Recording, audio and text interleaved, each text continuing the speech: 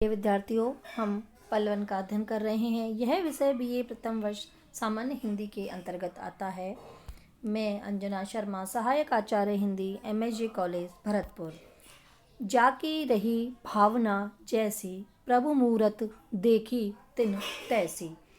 ईश्वर की अवधारणा तो मनुष्य के अपने सोच के अनुसार है। वह ईश्वर को जिस रूप में देखना चाहता है, ईश्वर उसे उसी रूप में प्रतीत होता है। मनुष्यों के भावों की भिन्नता के कारण ही ईश्वर के अलग अलग रूप हैं। वस्तुतः ईश्वर या सत्य व्यक्ति सापेक्ष है, अर्थात दृष्टि सापेक्ष है। ईश्वर का, सत्य का, यहाँ तक कि इस जगत का रूप वही है जो किसी दृष्टा को भासता है, प्रतीत होता है।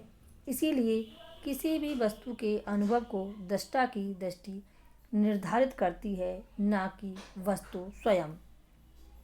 अनुभव वस्तुतः आत्मगत है। वह व्यक्ति की अपनी चेतना की प्रतिक्रिया है, जिसको उसकी स्वयं की चेतना ही निर्धारित करती है।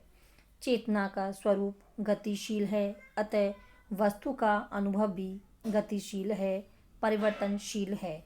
इसलिए दुनिया में भाव की विविधता के अनुरूप ही ईश्वर की विविधताएं हैं। जीवन जगत के बारे में दृष्टिकोणों और दर्शनों की विविधताएं हैं। किसी को राम प्रिय हैं तो किसी को कृष्ण, किसी को बुद्ध प्रिय हैं तो किसी को महावीर, किसी को ईशा तो किसी को मोहम्मद। इसी तरह हमारी सकारात्मक दृष्टि है तो हमें गिलास आधा भरा हुआ नजर आता है।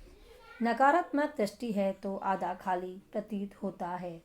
हम हमारी दृष्टि के अनुसार अपने समस्त रिश्ते बनाते हैं, चाहे वे ईश्वर को लेकर हों, चाहे मनुष्यों को लेकर, और चाहे वस्तुओं को लेकर। यह दृष्टि सापेक्षता ही हमारा जीवन का अनुभव है, जीवन यथार्थ है।